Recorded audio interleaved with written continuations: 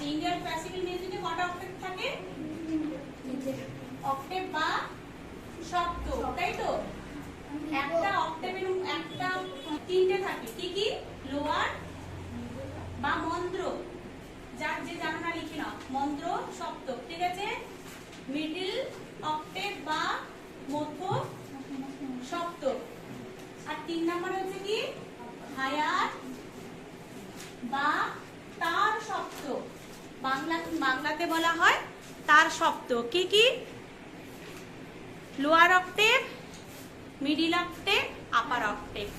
একটা অক্টেভের মধ্যে কটা স্বর থাকে? 12টা। কি কি? কি কি? 7টা শুদ্ধ স্বর, 4টে কোমল স্বর, একটা তীব্র স্বর, যেটা পরিমা বলা হয়, আমরা বলি। মনে থাকবে, একটা অক্টেভের মধ্যে 12টা স্বর থাকে। তাহলে স্বরকে দুভাগে ভাগ করা যায়। কি কি? শুদ্ধ স্বর, বিকৃত স্বর। বিকৃত স্বরের ভাগ হচ্ছে কোমল স্বর আর তীব্র স্বর। কোমল স্বর 4টে, তীব্র স্বর একটা, যেটা তীব্র মা। তাহলে স্বর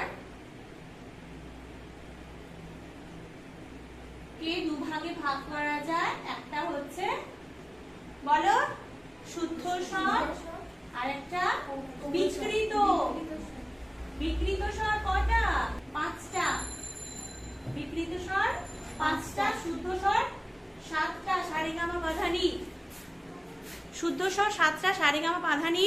বিকৃত স্বর 5টা, তাহলে 7 5 12টা।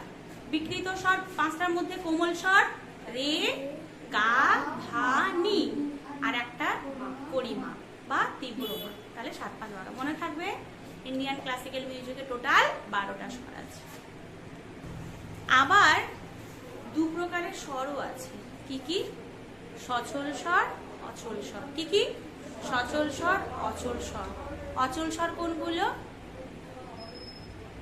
যে অন্য জায়গায় যেতে পারে না। সা আর পা, অলওয়েজ মনে রাখবে, সা আর পা হচ্ছে অচল স্বর, আর যার 2টো করে স্বর আছে সেগুলো হচ্ছে সচল স্বর। রে, গা, ধা, নি, মা। রে, গা, মা, ধা, নি, 2টো রে, 2টো গা, 2টো মা, 2টো ধা, 2টো নি। সেই জন্য এগুলো কি? সচল স্বর, মানে 2 জায়গায় যেতে পারে। অচল স্বর হচ্ছে সা আর পা। তাহলে স্বর আমরা 2 রকম ভাবে শিখলাম ভাগ। একটা হচ্ছে শুদ্ধ স্বর, বিকৃত স্বর, আর একটা হচ্ছে সচল স্বর, অচল স্বর। ঠিক আছে? সা আর পা হচ্ছে অচল স্বর।